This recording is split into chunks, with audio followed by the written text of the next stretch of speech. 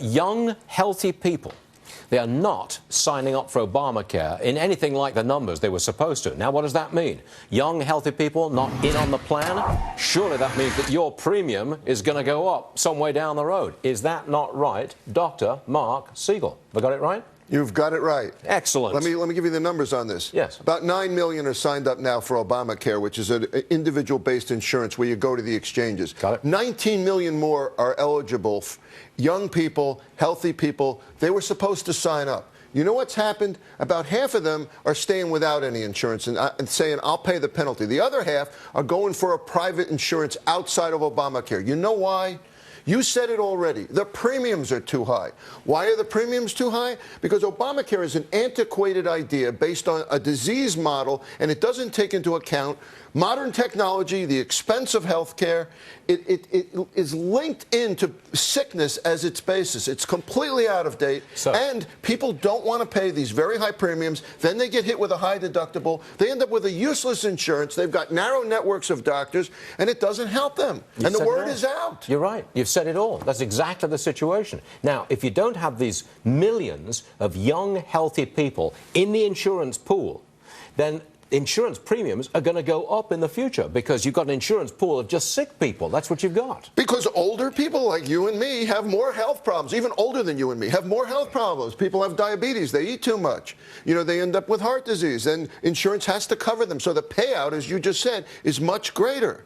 So insurance companies have to make up for it by raising premiums. Older, sicker is not good. You want younger, healthy people in the pool to keep insurance premiums down. But they're not in the pool, so insurance premiums go up. Because they're too smart to go into the pool. And this is for next year, right? This is guaranteed. Absolutely. Up again next year. It is hemorrhaging Obamacare. It is a problem. They can't get what they wanted. They had to rope in the young people.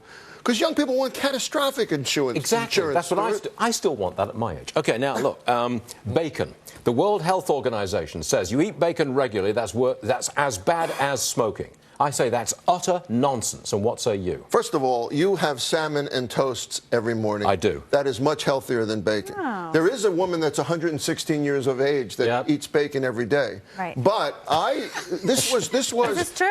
And a pint of Guinness. This was 22 scientists and a pint of Guinness. Yes. This was 22 scientists from 10 countries that got together in Lyon, your neighbor, Lyon, France, and they looked at 800 studies, and they found that processed meats, salting, curing, smoking meats leads directly to colon cancer. And I think it's a good warning out there. I think it's a good warning. The more you eat, the more the risk. Wait a minute.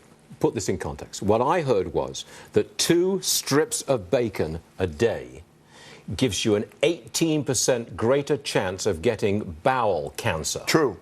And if you have 4 strips... That's a long way from being worse than smoking, isn't it? If it's 4 strips, it goes up to 36% increased risk. Now, look, smoking is horrible. I'm not going to go on this program and compare smoking to meat. No, you should. But I think people out there need to know that processed food especially, processed meats especially, has a risk. Smoking is the worst. One last question, and it's 20 seconds, and you have to answer it.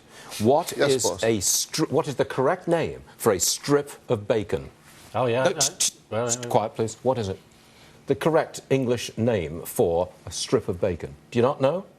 It's a trick question. It's not a trick question. It's not a trick question. It's a strip of bacon. No, it's not. It's a bacon. Tell him, Ash. It's a rasher. A rasher. I thought a rasher was a thicker piece of bacon. No, it's apparently not. Here's what bacon is in my last 5 seconds, I want to tell you, get bacon that isn't processed. You can go right to the pig and get your bacon. You don't have to have processed meat. Right. So in which case you'd be okay for bowel cancer? Less of a risk.